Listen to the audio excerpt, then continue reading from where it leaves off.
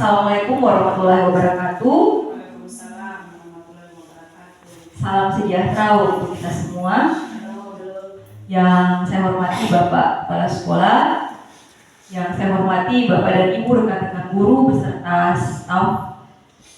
Puji syukur kita panjatkan kehadirat Tuhan yang Maha Kuasa yang telah memberikan rahmat dan karunia-Nya kepada kita semua, sehingga pada siang hari ini kita masih bisa berkumpul di tempat ini dalam rangka melaksanakan kegiatan diseminasi atau penyebaran pemahaman terkait dengan budaya positif. Nah, kegiatan ini merupakan salah satu bentuk kegiatan kami dalam pendidikan guru penggerak. Baik Bapak Ibu yang saya hormati, sebelum kita memulai kegiatan pada hari ini, marilah kita bersama-sama mengharapkan ridho dari Tuhan yang Maha Kuasa. Mudah-mudahan kegiatan ini bisa berjalan dengan lancar dan bisa bermanfaat bagi kita semua. Baik, untuk membuka kegiatan ini, marilah kita bersama-sama membaca basmalah. Bismillahirrahmanirrahim. Bapak Ibu yang saya hormati, di depan Bapak Ibu sekalian sudah terpampang diseminasi budaya positif. Nah, ketika Bapak Ibu melihat kata budaya positif, kira-kira apa sih yang terlintas di pikiran atau benak Bapak Ibu sekalian? Ada yang bisa memberikan komentar? Ibu Elsa? Oke, datang ke sekolah tepat waktu. Ada yang lain? Menghargai sesama. Baik, masih ada tambahan? Penuh hormat dan tanggung jawab. Gimana Pak? Penuh hormat dan rasa tanggung jawab. Penuh hormat dan rasa tanggung jawab. Baik, terima kasih. Jadi ketiga hal yang disampaikan oleh Bapak Ibu sekalian itu memang betul merupakan contoh budaya positif, ya. Datang tepat waktu, menghargai sesama atau teman, kemudian bertanggung jawab, ya. Jadi khususnya kita di lingkungan sekolah ini memang penting, ya, kita menumbuhkan yang namanya budaya positif. Kira-kira apa pentingnya sih budaya positif itu? Penting toh? Apa kira-kira pentingnya budaya positif itu kita tumbuhkan? Dengan adanya budaya positif akan manusia atau sesama budaya lain saling saling menghargai satu dengan yang lain. Ya, salah satunya seperti itu, ya. Jadi sangat penting kita di dalam lingkungan sekolah itu kita menumbuhkan budaya positif. Karena dengan budaya positif kita bisa menumbuhkan motivasi intrinsik dari dalam diri kita, sehingga segala sesuatu nilai-nilai positif yang ada dalam diri kita yang kita bisa yakini itu dia selalu ada dan kita biasakan, dan hal tersebut tidak dipengaruhi oleh orang lain. Jadi kita sadar bahwa nilai yang kita yakini, yang kita mau kembangkan, nilai-nilai positif itu berasal dari dalam diri kita sendiri. Baik, kita lanjut. Nah, dalam pemaparan materi ini ada beberapa konsep inti yang kita akan bahas. Yang pertama adalah perubahan paradigma belajar. Kemudian yang kedua, disiplin positif. Yang ketiga, nilai-nilai kebajikan. Yang keempat, kebutuhan dasar manusia. Yang kelima, motivasi perilaku manusia. Yang keenam, posisi kontrol guru. Yang ketujuh, keyakinan kelas. Dan yang kedelapan adalah segitiga restitusi. Baik, pembelajaran dengan paradigma baru. Konsep yang pertama adalah pembelajaran dengan paradigma baru. Nah, untuk pembelajaran dengan paradigma baru ini maksudnya cara berpikir kita dalam proses pembelajaran. Nah, sebelum kita lanjut, saya mau bertanya lagi kepada Bapak Ibu sekalian.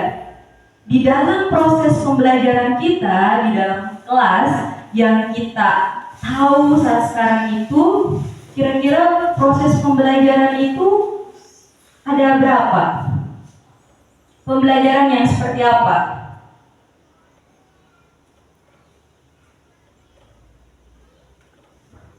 Bagaimana Bapak Ibu? Pembelajaran yang kita terapkan di kelas itu ada berapa konsepnya?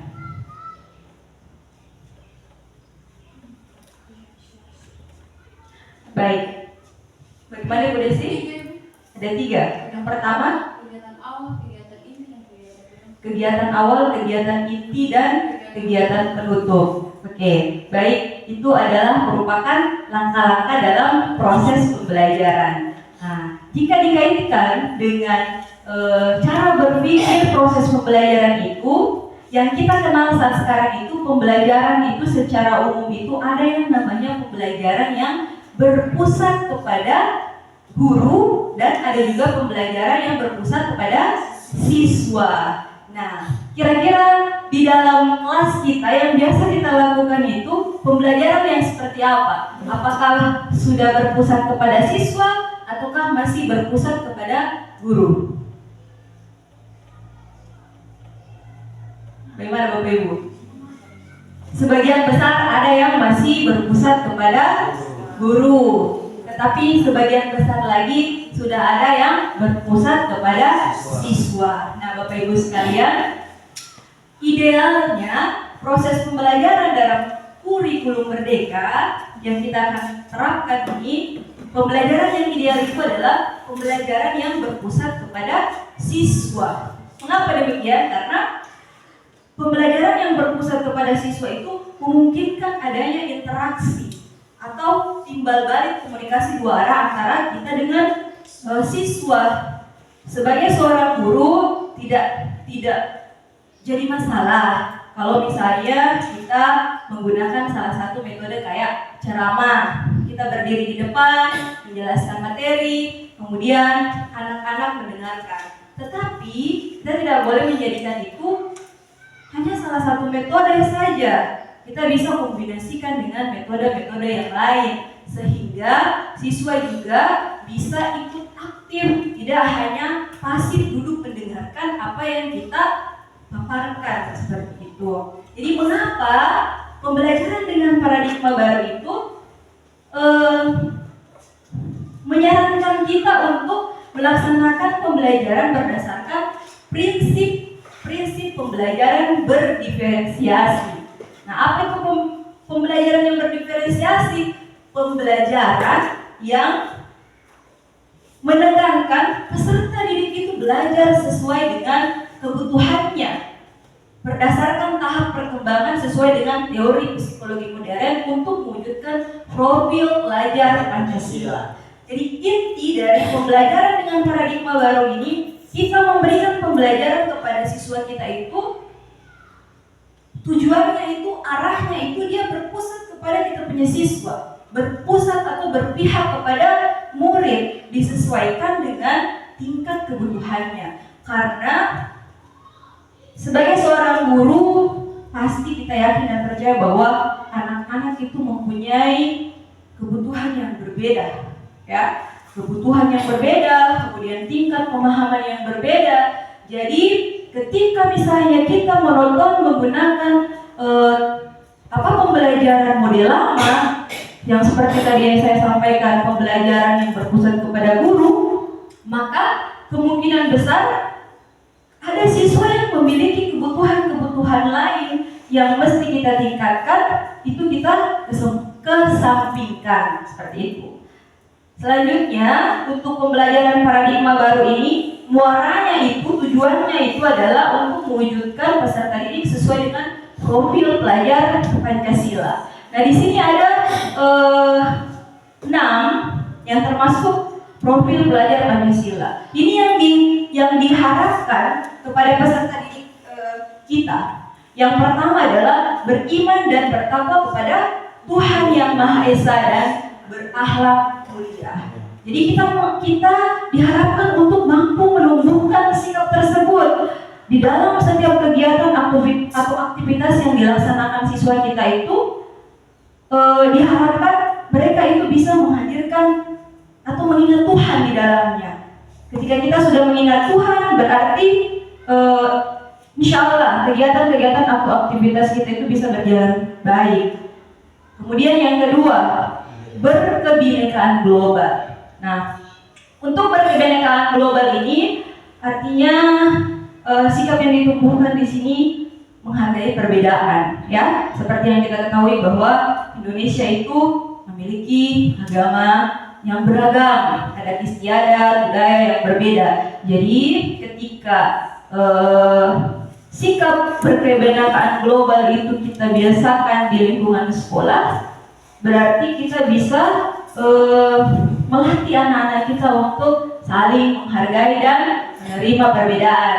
Bukan hanya untuk peserta didik, tetapi kita juga sebagai seorang guru. Karena contoh kecil di dalam sesama kita ini pasti ada yang agamanya berbeda, kemudian latar belakang budayanya berbeda. Kemudian yang ketiga, bergotong royong. Nah, untuk nilai yang ketiga ini, bergotong royong tidak mesti hanya untuk bergotong royong pada saat kita bekerja bakti, tetapi bergotong royong maksudnya ini bekerja sama dan berkolaborasi dalam proses pembelajaran, baik itu antara siswa dengan siswa maupun antara siswa dengan guru, bahkan guru dengan sesama guru. Kemudian yang keempat, kreatif. Jadi untuk poin keempat ini kita berusaha untuk berlatih siswa untuk bagaimana mereka bisa berkreasi, ya, sesuai dengan pembelajaran yang tadi saya sudah kemukakan bahwa pembelajaran yang berpusat kepada murid, berarti siswa itu yang lebih banyak, lebih aktif untuk berkreasi. Kita hanya sebagai fasilitator menuntun mereka sesuai dengan kodrat alam dan kodrat zamannya. Kemudian yang keempat, bernalar kritis. Nah, bernalar kritis ini kita juga berusaha untuk membuat siswa itu bisa bernalar atau berpikir secara kritis. Kemudian yang kelima, mandiri, ya. Mandiri itu bukan jalan sendiri, ya, tetapi maksudnya mandiri itu dia mampu bertanggung jawab dengan dirinya sendiri, begitu. Itu yang terakhir terkait dengan profil pelajar Pancasila. Kemudian selanjutnya, miskonsepsi tentang teori kontrol. Nah, miskonsepsi itu sama artinya dengan pemikiran yang kita anggap itu sebenarnya betul, padahal pemikiran itu sebenarnya tidak sepenuhnya betul. Coba kita lihat yang pertama. Yang pertama di sini adalah ilusi guru mengontrol murid. Nah, di dalam lingkungan sekolah, kita sebagai seorang guru, kadang kita merasa saya ini adalah guru. Saya ini yang memiliki posisi kontrol yang bisa mengarahkan siswa kemana saja, begitu. Ketika misalnya saya menginginkan siswa saya ketika dia berbuat atau berperilaku yang buruk, saya ingin mereka atau dia menjadi perilakunya baik. Nah, saya sebagai seorang guru pasti mampu mengontrol dia, merubah dia menjadi lebih baik, begitu. Nah, padahal pemikiran itu tidak sepenuhnya betul. Itu hanya merupakan ilusi semata. Ilusi guru mengontrol murid. Maksudnya begini, kita tidak boleh merasa bahwa kita sepenuhnya bisa mengontrol murid, karena yang bisa mengontrol murid sepenuhnya itu adalah dirinya sendiri. Contoh konkretnya seperti ini. Ketika kita menginginkan siswa kita pada saat dia datang terlambat ke sekolah, kita menginginkan dia tidak datang lagi terlambat ke sekolah. Dengan cara apa? Kita berikan dia hukuman, teguran misalnya. Nah, mungkin pada saat itu ataupun 2-3 hari ke depan, siswa itu masih saja mengikuti apa yang kita perintahkan. Tetapi bisa saja di lain-lain hari dia tidak mengikuti apa yang kita perintahkan kembali, karena apa yang dia atau mereka lakukan itu bukan karena dorongan dari dalam dirinya, bukan motivasi dari dalam dirinya, tetapi ada motivasi ekstrinsik, motivasi dari luar, yaitu guru itu sendiri. Itu yang pertama. Kemudian yang kedua, ilusi bahwa semua pengetahuan positif, efektif dan bermanfaat. Pasti saya yakin dan percaya Bapak Ibu sekalian pernah berpikir bahwa semua penguatan positif yang kita berikan kepada peserta didik itu bermanfaat, mampu merubah perilakunya dari perilaku yang buruk menjadi perilaku yang baik. Contoh kecilnya penguatan positif itu misalnya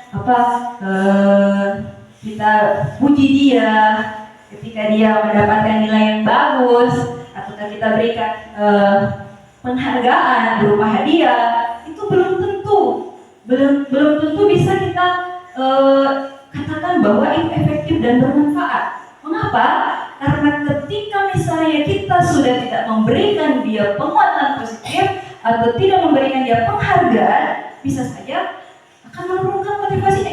Mengapa Bapak Ibu guru ini tidak pernah berikan saya lagi hadiah, tidak pernah lagi berikan saya penguatan positif? Jadi sesuatu yang dia lakukan, perubahan baik yang dilakukan itu bukan muncul dari dalam dirinya, tetapi karena adanya motivasi dari luar. Kemudian yang ketiga, ilusi bahwa kritik dan membuat rasa bersalah mampu menguatkan karakter. Nah, hampir sama dengan yang kedua ini. Ketika misalnya siswa bersalah, kita langsung kritik dia. Kamu ini, memang kamu ini betul-betul tidak tahu aturan, ataukah langsung kita cap dia, kamu memang ini nakal. Kita merasa bahwa ketika saya kritik dan memberikan pernyataan bahwa dia itu merasa bersalah tanpa kita tanya sebelumnya apa penyebabnya sampai kamu melakukan kesalahan itu, mampu menguatkan karakter, padahal itu tidak, ya.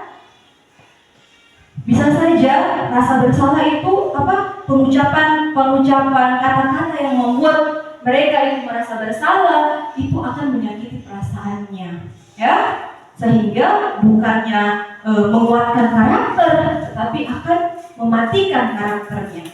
Kemudian yang keempat, ilusi bahwa orang dewasa berhak memaksa.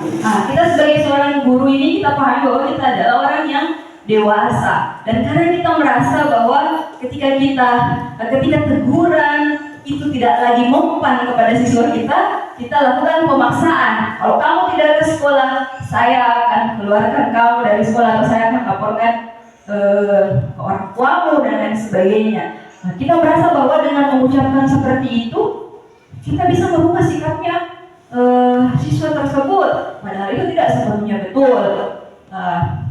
Ataukah contoh yang lain, bukan dari siswa, kita sebagai seorang guru misalnya, ketika kepala sekolah menginginkan kita untuk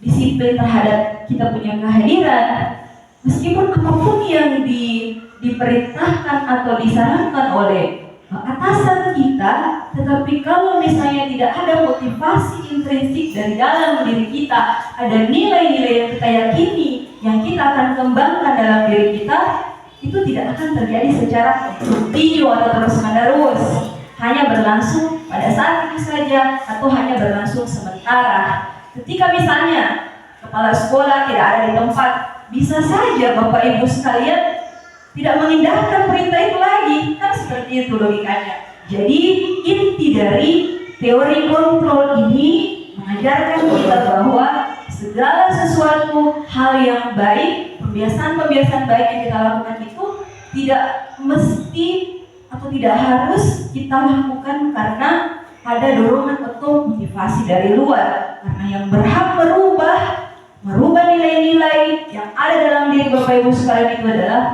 Bapak Ibu sendiri ataupun siswa itu sendiri. Jadi mari kita sama-sama untuk membudayakan nilai-nilai positif terhadap diri kita sendiri maupun siswa kita. Kemudian selanjutnya, mengubah paradigma stimulus respon ke pendekatan teori kontrol. Sejalan dengan yang tadi yang sudah kita sudah dipaparkan tentang miskonsepsi teori kontrol. Di sini ada dua. Kita merubah stimulus respon menjadi teori kontrol. Pemikiran tentang stimulus respon menjadi teori kontrol. Yang pertama, realitas atau kebutuhan kita sama. Kadang kita menganggap bahwa kita punya kebutuhan sama, padahal itu tidak. Yang betul itu adalah realitas atau kebutuhan kita berbeda. Bukan hanya kita, tetapi peserta didik kita pasti memiliki kebutuhan yang berbeda. Kemudian yang kedua, semua orang melihat hal yang sama. Kita rubah paradigma itu menjadi setiap orang memiliki gambaran yang berbeda atau pandangan yang berbeda. Kemudian yang ketiga, kita mencoba mengubah orang agar berpandangan sama dengan kita. Teori kontrol yang harus kita pahami, kita berusaha memahami pandangan orang lain tentang dunia. Jadi berbanding terbalik antara stimulus respon dengan teori kontrol ini. Kemudian yang keempat, perilaku buruk dilihat sebagai suatu kesalahan. Nah, ini yang kita biasanya pikirkan bahwa anak-anak ini berperilaku buruk itu adalah sebuah kesalahan. Padahal kita belum tentu tahu apa penyebabnya sehingga mereka berbuat kesalahan. Nah, di dalam teori kontrol menjelaskan bahwa semua perilaku itu memiliki tujuan. Jadi ketika anak peserta didik kita melakukan suatu kesalahan, pasti itu ada tujuan yang ingin mereka dapatkan. Kemudian selanjutnya, orang lain bisa mengontrol saya. Nah, untuk teori ini kita rubah menjadi hanya Anda yang bisa mengontrol diri Anda. Seperti yang saya kemukakan tadi bahwa tidak ada yang bisa merubah seseorang kecuali dirinya sendiri. Bisa saja kita berubah, tetapi itu hanya bersifat sementara, tidak akan kontinu atau terus menerus. Kemudian pemaksaan ada pada saat rujukan gagal. Nah, seperti yang tadi saya kemukakan lagi bahwa ketika misalnya kita sebagai seorang guru, kita sudah capek tegur anak-anak, dia tidak mau berhenti melakukan hal-hal yang tidak baik, maka langsung kita paksa dia. Padahal itu tidak betul. Yang harus kita rubah itu, kita harus berkolaborasi dan konsensus, menciptakan pilihan-pilihan baru. Kolaborasi dan ada kesepakatan, menciptakan pilihan-pilihan yang baru. Nah, kemudian yang terakhir, model berpikir menang kalah kita rubah menjadi model berpikir menang-menang. Seringkali ketika kita sudah membuat siswa turut atau patuh kepada kita menganggap bahwa saya ini yang menang, siswa kalah karena sudah tunduk dengan apa yang saya mau. Padahal kita harus berusaha untuk merubahnya menjadi model berpikir menang-menang. Nah, kita berhasil untuk memperbaiki perilakunya siswa, dan siswa juga berhasil untuk bertanggung jawab terhadap dirinya. Selanjutnya, disiplin positif. Nah, untuk konsep disiplin positif ini, biasanya kita berpikir bahwa disiplin itu berarti kita harus taat terhadap aturan-aturan yang berlaku. Nah, ternyata tidak sepenuhnya seperti itu. Disiplin itu berasal dari kata disiplina yang artinya belajar. Disiplin mengacu pada disiplin diri yang memiliki tanggung jawab terhadap apa yang dilakukan berdasarkan nilai-nilai yang diyakini. Disiplin positif merupakan salah satu cara penerapan disiplin yang bertujuan untuk menumbuhkan kesadaran serta memberdayakan peserta didik tanpa imbalan, penghargaan, ancaman ataupun hukuman. Jadi intinya disiplin itu adalah proses belajar, menumbuhkan nilai-nilai positif yang ada dalam diri kita maupun peserta didik tanpa imbalan atau penghargaan ataupun ancaman ataupun hukuman dari orang lain.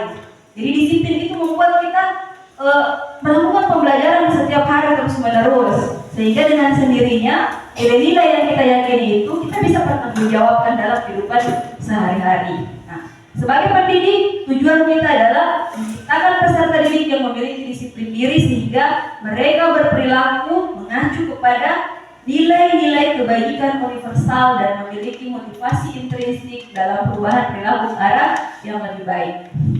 Nah, untuk nilai-nilai kebajikan universal ini ada beberapa contoh. Yang pertama, profil pelajar Pancasila ada 6, kemudian IBO Primary Years Program, kemudian ada 9 pilar karakter Indonesian Heritage Foundation. Ini contoh nilai-nilai kebajikan universal yang bisa kita kembangkan. Kita yakini dulu, kemudian kita kembangkan dalam kehidupan sehari-hari kita. Nah, bagaimana?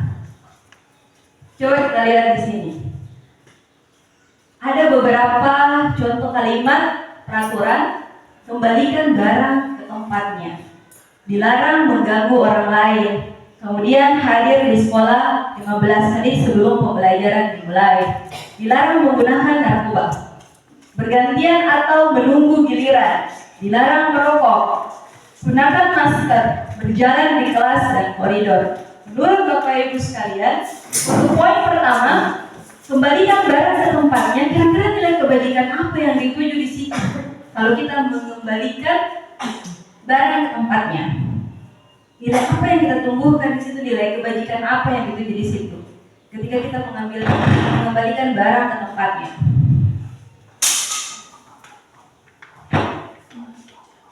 Ya, tanggung jawab. Oke. Tanggung jawab. Kemudian yang kedua, dilarang mengganggu orang lain. Menghormati atau menghargai ya. Kemudian hadir di sekolah 15 menit sebelum pembelajaran dimulai.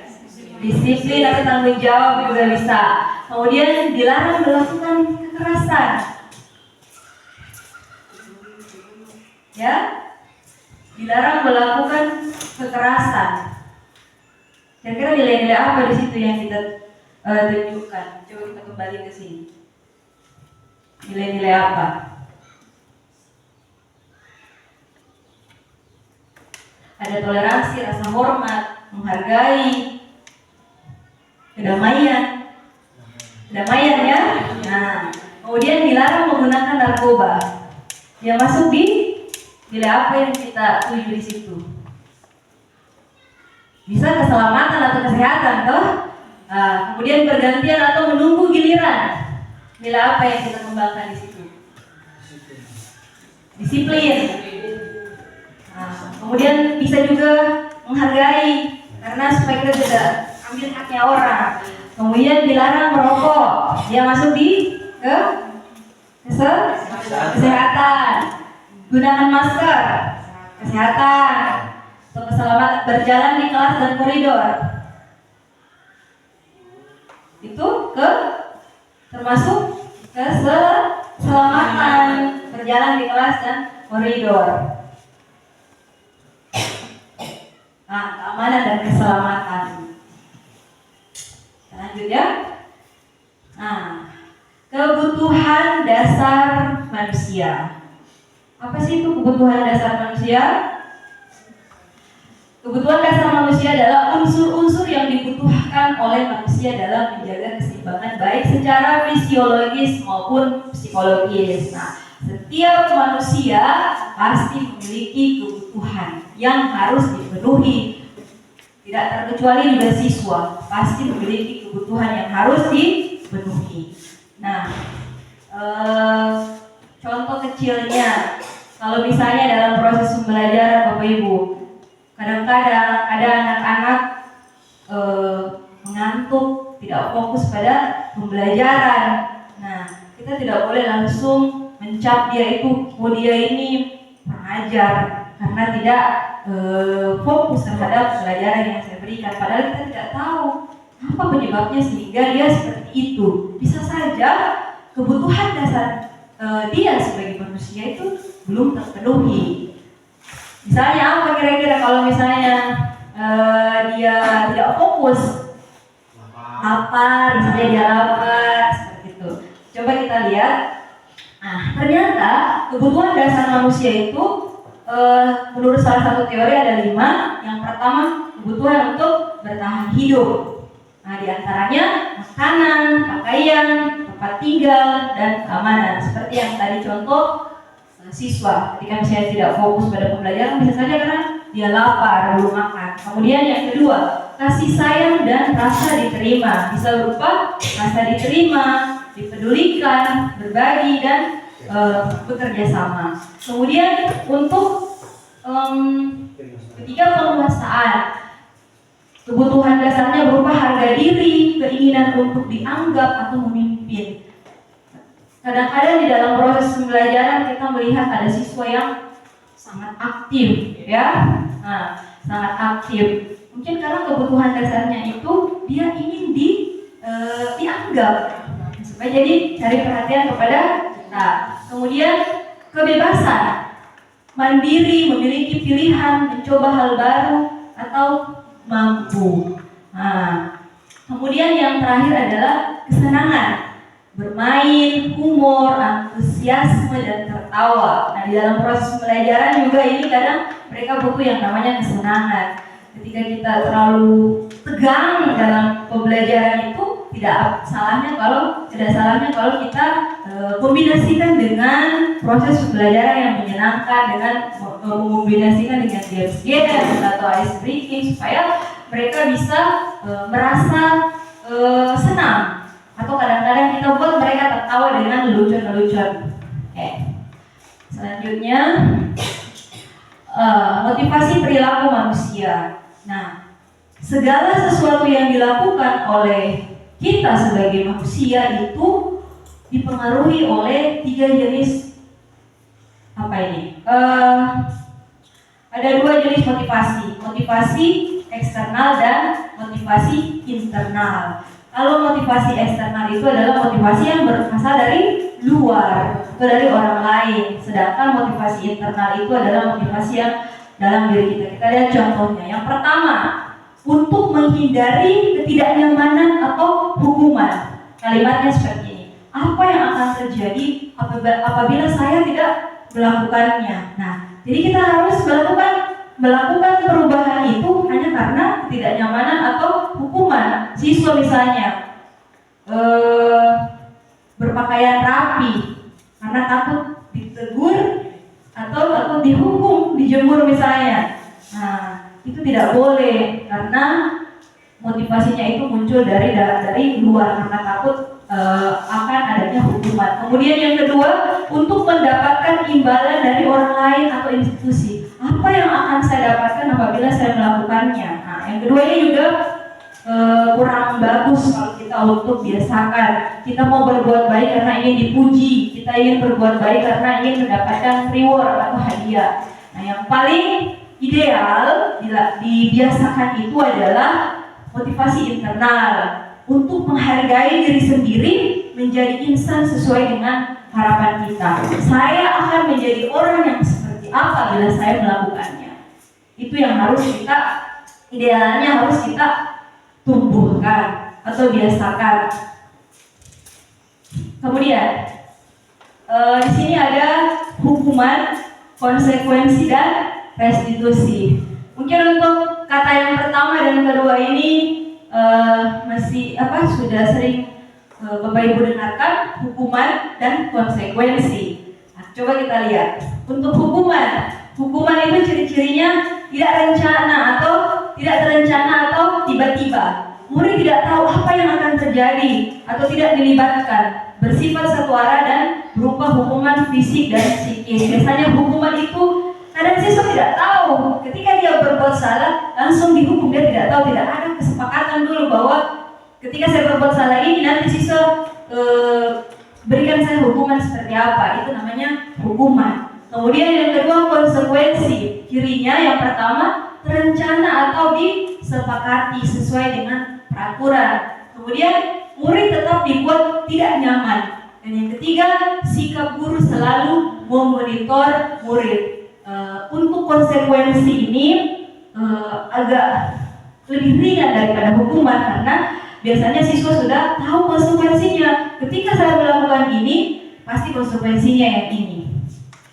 Misalnya, kalau dia mencoret-coret dinding kelas atau mejanya, pasti mereka sudah tahu bahwa ketika saya mencoret ini pasti saya akan menggantinya. Itu contoh dari konsekuensi. Kemudian yang ketiga adalah restitusi. Nah, ini restitusi yang mungkin merupakan hal yang baru yang kita dengar ya. Restitusi itu adalah salah satu konsep dengan menciptakan kondisi bagi murid untuk memperbaiki kesalahan. Dengan cara apa? Dengan proses kolaboratif yang mengajarkan murid untuk mencari solusinya sendiri. Jadi ketika murid berbuat salah, sebagai seorang guru kita memfasilitasinya untuk memperbaiki kesalahan itu dengan dia diberikan kesempatan dulu untuk mencarikan solusinya sendiri. Selanjutnya kita masuk di 5 posisi kontrol guru. Nah, di sini ada yang pertama adalah guru sebagai penghukum, kemudian guru sebagai pembuat merasa bersalah, ketiga sebagai guru sebagai teman, yang keempat sebagai pemantau, dan yang kelima adalah sebagai manajer. Nah, sebelum kita lanjut, saya mau berbagi pengalaman juga dengan Bapak Ibu. Apakah di antara 5 posisi kontrol ini, saya mau tanya dulu dari Pak Hanif, dari 5 posisi kontrol ini mana yang dominan Pak Hanif posisikan dirinya sebagai guru? Apakah yang pertama, kedua, ataukah kombinasi dari kelimanya? 4. Yang keempat sebagai semuanya. Semua 5. 5 itu 4 saja. Hukum 4 saja. Kompas saja. Yang mana Pak Hanif di sini? Penghukum, kemudian Masuk, kemudian membuat merasa bersalah, buat merasa bersalah juga. ya. Sebagai teman. Sebagai teman. Juga pernah. Kemudian Sebagai pemantau juga. sebagai pemantau. Nah, yang kelima ini yang manajer yang masih belum. Oke. Yang lain? Kalau Ibu Marni? Sama dengan Pak Hanif. Jadi 4 ya. Kalau Ibu Yeni? Manajer. Penghukum. Kemudian membuat merasa bersalah, teman, pemantau. Kalau Ibu Elsa? 3. Apa itu 3? Teman, pemantau, manajer. Oke. Kalau Ibu Elma? Sama dengan Pak Hanif dan Sama. Ibu Yeni. Sama dengan Pak Hanif dengan Ibu Yeni. Kalau Ibu Desi? 4 sama dengan Pak Hanif. Kalau Ibu Susi? Sama. Nah, jadi hanya Ibu Elsa yang sudah melaksanakan sebagai manajer ya. Jadi untuk 5 posisi kontrol guru ini, baik itu penghukum, pembuat merasa bersalah, teman, pemantau, dan manajer, memang kita sudah laksanakan ya. Tetapi yang paling idealnya yang kita laksanakan itu adalah kita sebagai manajer. Tetapi bukan berarti penghukum itu kita langsung hilangkan ya. Tetapi kalau bisa sedikit demi sedikit kita tidak biasakan. Yang namanya proses belajar itu memang tidak instan. Kalau kita mau melakukan hal yang perubahan-perubahan yang baik, sedikit demi sedikit kita laksanakan. Memang tidak langsung kita harus menghilangkan semua itu. Tetapi idealnya sebagai guru kita harus mengkombinasikan kelima posisi kontrol tersebut, dan yang paling ideal adalah sebagai seorang manajer. Coba kita lihat penjelasannya. Ini ada kasus siswa tidak memakai atribut lengkap saat upacara bendera. Kalimatnya hormat pada bendera selama 1 jam. Nah, itu namanya penghukum, disuruh hormat ya. Kemudian yang kedua, membuat merasa bersalah. Berapa kali ibu atau bapak harus memberitahu kamu selalu saja mengecewakan ibu atau bapak. Nah, ini kalimat-kalimat yang membuat merasa bersalah. Kemudian yang ketiga, sebagai teman, ayo dong ikuti aturan sekolah. Tolong bantu ibu atau bapak ya, sekali ini jangan sampai berbuat seperti ini lagi. Ini teman juga bagus. Kemudian pemantau, kamu sudah melanggar peraturan sekolah. Kamu tahu konsekuensinya? 1 Setelah upacara kamu beli atributnya ke koperasi dan jangan diulangi lagi. Jadi kalau pemantau itu dia identiknya dengan ada konsekuensi. Ada konsekuensi yang harus kita penuhi. Ketika melanggar berarti kita harus menjalankan konsekuensinya. Kemudian yang terakhir manajer. Nah ini manajer ini yang paling ideal. Contoh kalimatnya, apakah kamu tahu kesalahanmu? Kira-kira bagaimana kamu memperbaiki kesalahanmu? Jadi kita tidak hanya memberikan kalimat-kalimat yang membuat mereka merasa bersalah, kemudian tidak langsung menghukum, tetapi bertanya dulu, memvalidasi tindakannya, apakah tahu kesalahan yang sudah diperbuat dan kira-kira bagaimana cara untuk memperbaiki kesalahan itu. Jadi setuju Bapak Ibu sekalian bahwa untuk posisi kelima ini, posisi manajer adalah posisi yang ideal ya. Bisa diterapkan? Bisa berusaha untuk diterapkan? Oke, terima kasih. Mari sama-sama kita mencoba. Kemudian, coba kita jawab sama-sama ya. Posisi kontrol, apakah aku? Saya kecewa sekali dengan kamu. Itu apa? Di antara 5 tadi. Saya kecewa sekali dengan kamu. Apakah pembuat merasa bersalah? Apakah menghukum? Membuat merasa bersalah. Ya, saya kecewa sekali dengan kamu. Kemudian yang kedua, kamu tidak pernah benar melakukannya.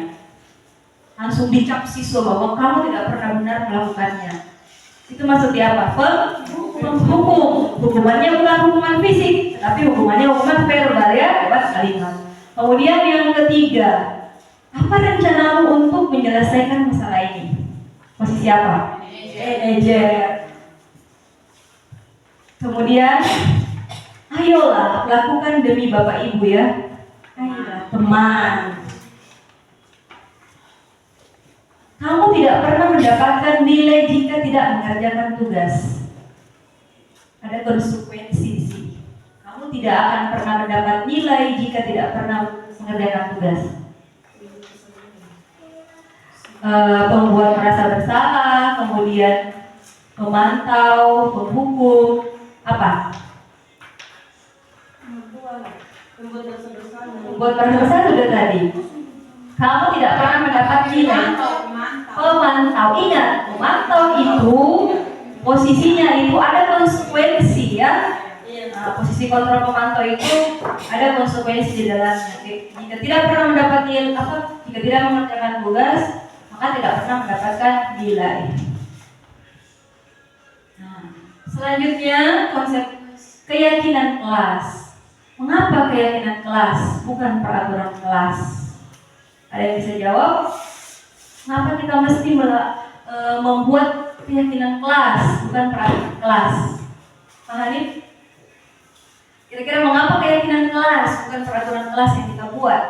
Keyakinan kelas itu sudah disepakati sama murid, kalau dia jika dilanggar ya dia sudah tahu konsekuensinya. Tapi kalau untuk peraturan ya bisa saja dilanggar. Oke, baik, terima kasih. Mengapa keyakinan kelas bukan peraturan kelas?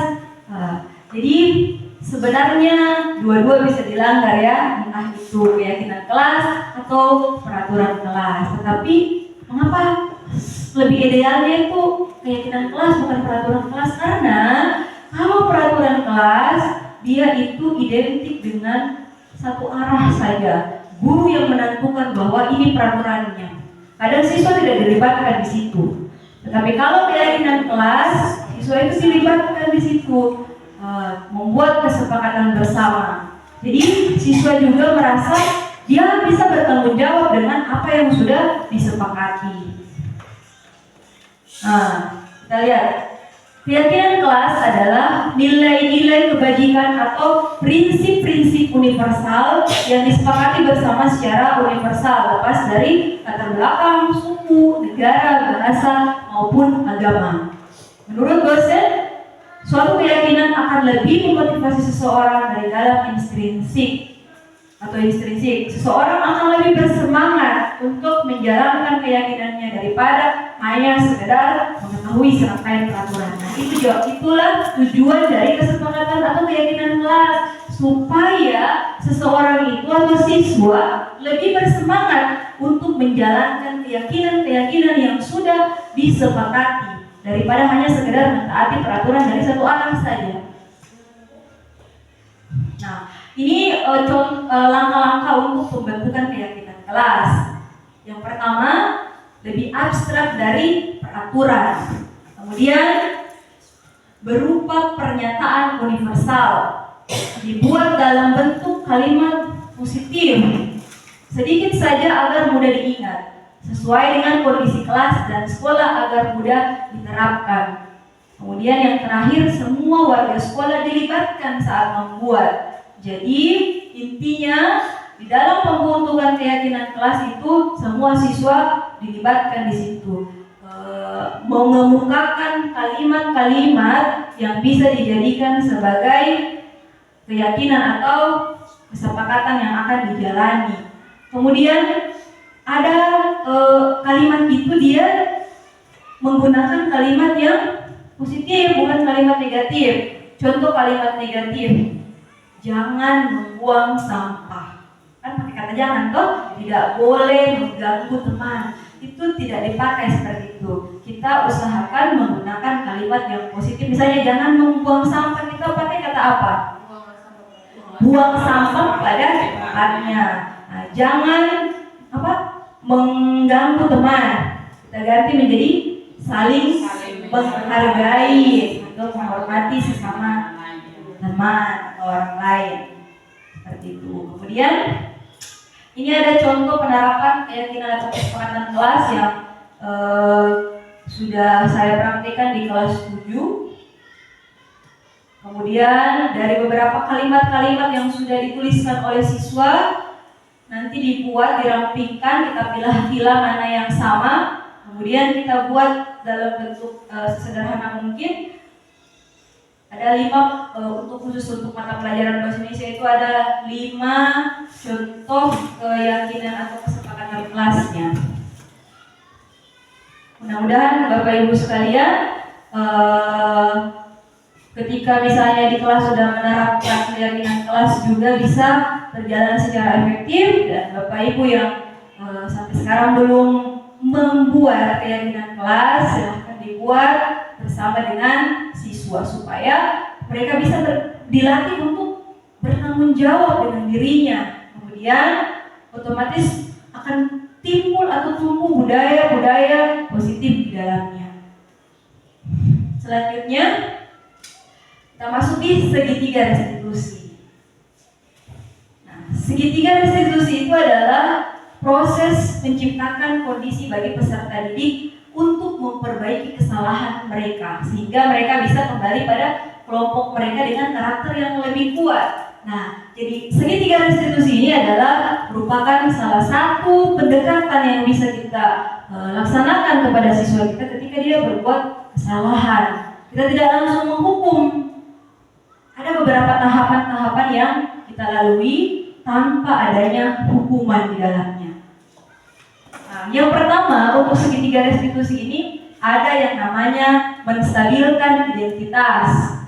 Berdasarkan prinsip membuat kesalahan adalah bagian dari proses pembelajaran. Nah, untuk poin pertama ini menganggap bahwa kesalahan itu adalah bagian proses pembelajaran. Kesalahan itu adalah sebuah hal yang manusiawi terjadi. Hampir semua orang pasti berbuat kesalahan dan itu adalah wajar. Nah, contoh kalimatnya seperti ini. Berbuat salah itu wajar. Tidak ada manusia yang sempurna. Ibu bapak juga pernah melakukan itu. Ibu atau bapak tidak mau mencari siapa yang salah, tapi ibu atau bapak ingin mencari solusi dari permasalahan ini.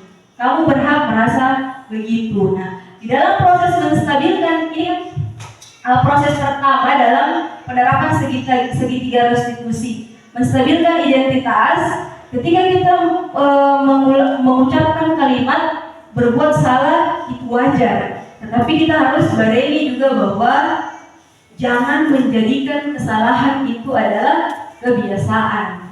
Supaya siswa juga tidak menganggap kalau kesalahan berbuat salah itu aja berarti tidak apa-apa saya kalau terus-terus berbuat salah. Jadi alangkah lebih bagusnya kalau kita barengi dengan kata-kata berbuat salah itu wajar, tetapi jangan dijadikan sebagai kebiasaan. Kemudian yang kedua, validasi tindakan yang salah. Nah, berdasarkan prinsip ini, setiap perilaku berupaya memenuhi suatu kebutuhan tertentu. Nah, ketika siswa berbuat salah, kita validasi dulu. Apa sih kira-kira yang menyebabkan sehingga dia melakukan kesalahan? Nah, dengan contoh kalimat seperti ini, kita bisa bertanya kepada mereka. Kamu pasti punya alasan mengapa melakukan hal itu. Padahal kamu bisa melakukan yang lebih buruk dari ini ya. Kamu patut bangga karena telah melindungi sesuatu yang penting buatmu. Kamu melakukannya karena mempertahankan sesuatu yang penting bagimu. Jadi kita gali dulu apa sih sebenarnya penyebabnya sehingga siswa itu melakukan kesalahan. Jadi tidak langsung kita hukum, divalidasi dulu. Selanjutnya yang ketiga, menanyakan keyakinan. Nah, berdasarkan prinsip teori kontrol ini bahwa pada dasarnya kita termotivasi secara intrinsik. Nah, ketika sudah tertanam motivasi intrinsik, kita tanyakan, apakah keyakinan kelas kita? Keyakinan kelas apa yang sudah kita pernah sepakati? Nilai-nilai apa yang telah disepakati bersama? Seperti apa gambaran sebuah kelas yang ideal menurut kamu? Kamu ingin menjadi orang yang seperti apa? Nah, dari kalimat-kalimat ini kita kembalikan kepada siswa kita bahwa setelah kita melakukan kesepakatan dengan membuat keyakinan kelas, ketika dia melanggar, berarti kita tanyakan keyakinan apa yang sudah dia langgar. Kemudian baru mencoba untuk memperbaiki kesalahan tersebut. Nah, di sini ada salah satu contoh video yang Bapak Ibu bisa lihat.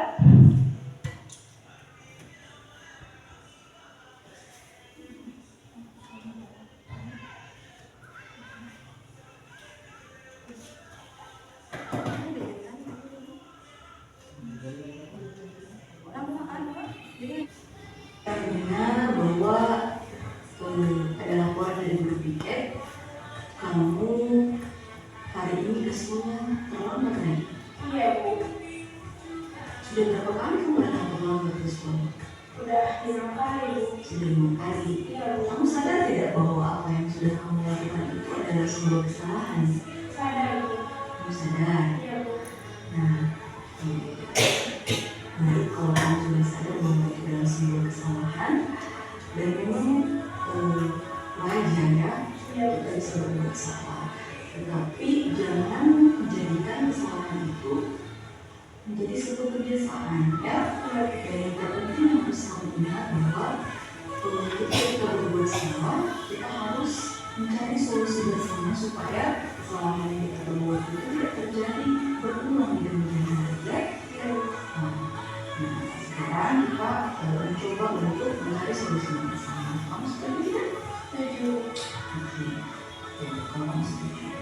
Tapi sebelumnya ibu tahu alasan kamu kenapa sih sampai hampir setiap hari kamu datang terlambat ke sekolah? Setiap hari saya begadang Bu dan saya membantu sekolah malam. Aduh, jadi hampir setiap malam kamu begadang. Iya Bu. Oke, itu kebiasaan buruk ya. Iya Bu. Nah, jangan digunakan lagi. Nah, Ici masih ingat ada keyakinan kelas yang pernah kita sepakati bersama dulu? Masih. Masih. Dan kira-kira menurut Ici keyakinan kelas apa yang sudah Ici langgar sama ini? Sikap disiplin dengan tindakan tepat waktu. Oke, jadi Eci sadar bahwa Eci sudah melanggar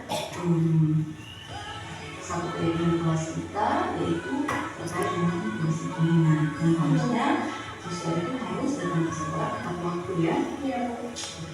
Menurut Eci, disiplin itu penting atau tidak? Penting Bu. Oke, kenapa? Disiplin itu membuat kita hidup dengan waktu.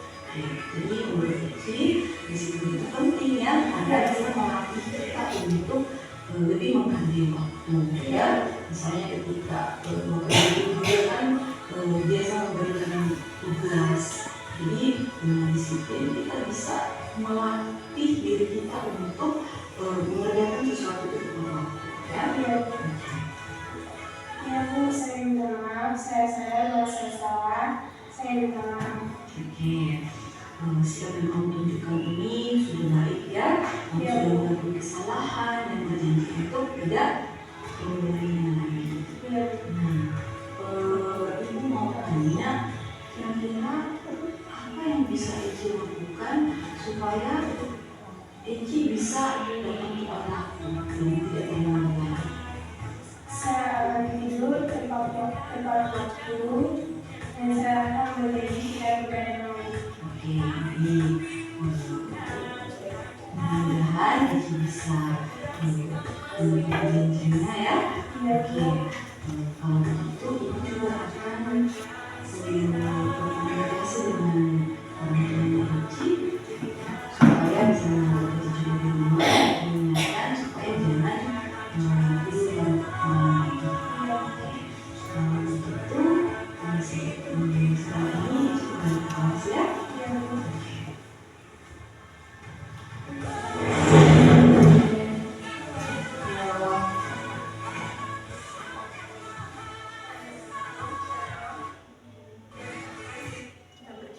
Ini yang kedua ya. Kamu tadi berhubungan dengan mereka. Ya Bu, saya mengulang soalnya saya dan tugas-tugas lainnya dicontoh oleh pulang. Tugasmu juga sama dengan Iya, wajar kamu merasa kesal. Kalau ibu tidak ada di posisi kamu, pasti aku akan merasakan hal yang sama. Lalu apa tindakanmu terhadap teman? saya mengulang teman-teman tanpa sadar saya juga mengukurnya jadi Kamu sampai berbuat seperti itu pasti ada alasannya. Apa alasannya? ya Bu, masa saya sudah mengulang bekerja menanya seenaknya mencontoh tidak mau berusaha sendiri. Wajar kalau kamu merasa kesal ya, karena kamu tidak rela pekerjaanmu yang sudah kamu kerjakan susah payah malah langsung mencontoh saja. Tetapi itu adalah hal yang tidak baik ya, kalau kamu sampai mengeluarkan kata-kata kasar, memaki ya, apalagi sampai mendekatkannya seperti itu. Tetapi itu juga menghargai tindakan kamu sampai kalau kamu tidak melakukan hal yang lebih daripada itu, misalnya kamu tidak sampai memukul ya. Tetapi dengan perbuatan seperti itu, apakah kamu menyadari bahwa kamu sudah melanggar keyakinan kelas yang sudah kita sepakati? Ya, Ya, kalau kamu sadar bahwa itu melanggar, kira-kira keyakinan kelas apa yang sudah kamu melanggar? menghormati teman. Nah, menghormati teman ya. Jadi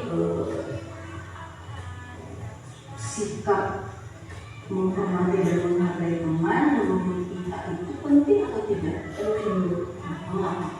menjaga keharmonisan dan tidak menjadi kelas. Penting sekali ya.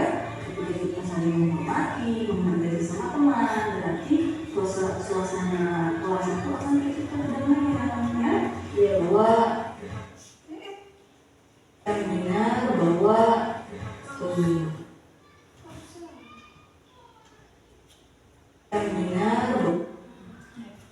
Baik, Bapak Ibu sekalian, berdasarkan video yang Bapak Ibu sudah lihat, itu merupakan contoh dari penerapan segitiga restitusi yang bisa kita terapkan di lingkungan sekolah. Nah, penerapan segitiga restitusi ini merupakan pendekatan yang cukup ideal yang bisa kita biasakan di dalam menangani permasalahan yang dilakukan oleh siswa kita. Jadi kita tidak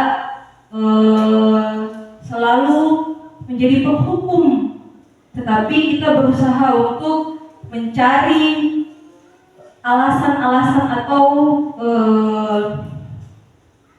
alasan mengapa mereka melakukan kesalahan-kesalahan. Tidak langsung kita dia itu bersalah, tanpa kita cari alasan mengapa dia melakukan kesalahan itu, apa tujuannya, apakah karena kebutuhan dasar belum terpenuhi ataukah seperti apa. Jadi mudah-mudahan Bapak Ibu sekalian bisa mencoba untuk menerapkan pendekatan segitiga institusi dalam menangani permasalahan yang dihadapi oleh siswa kita. Nah, selanjutnya untuk penutup kita bisa ambil satu kesimpulan bahwa dalam penerapan program disiplin positif sebagai seorang guru, kita hendak memiliki standar kepribadian profesional dan sosial yang baik, di mana guru mampu merefleksikan dirinya dalam posisi kontrol saat ini. Bagaimana perjalanan dirinya sebagai among atau manajer yang menuntun murid-muridnya menjadi insan yang mandiri, merdeka, dan bertanggung jawab sesuai dengan apa yang diharapkan oleh Bapak filosofi pendidikan kita, yaitu Bapak Kiai Haji Dewantara, bahwa pendidikan itu adalah proses menuntun peserta didik untuk memenuhi kebutuhannya sesuai dengan kodrat alam dan kodrat zamannya. Bapak Ibu, mungkin dalam kegiatan destinasi ini itu yang bisa saya sampaikan, berbagi pemahaman kepada Bapak Ibu guru sekalian. Mudah-mudahan apa yang saya sampaikan di sini bisa bermanfaat dan kita bisa praktekkan dalam proses pembelajaran sehingga bisa membawa perubahan yang baik sedikit demi sedikit untuk kemajuan satuan pendidikan kita di SMP Negeri 33 Guru. Sekali lagi saya ucapkan terima kasih kepada Bapak Ibu sekalian yang sudah meluangkan waktunya untuk mengikuti kegiatan diseminasi ini. Baik, untuk mengakhiri kegiatan ini, marilah kita sama-sama mengucapkan syukur, alhamdulillah, dan assalamualaikum warahmatullahi wabarakatuh. So